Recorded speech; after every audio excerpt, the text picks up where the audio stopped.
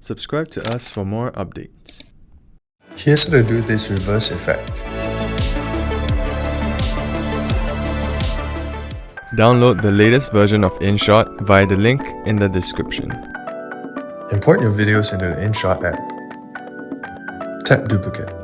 Select the duplicated clip and tap Reverse. This will create the reverse effect.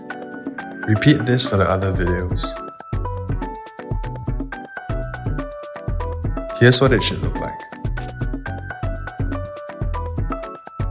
Next, we'll use the speed curve to enhance the reverse effect. Tap Speed.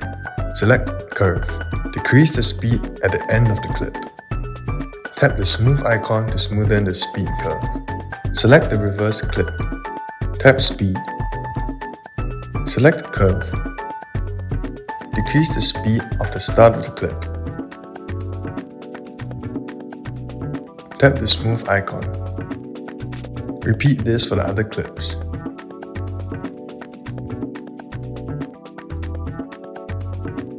And here's the final results.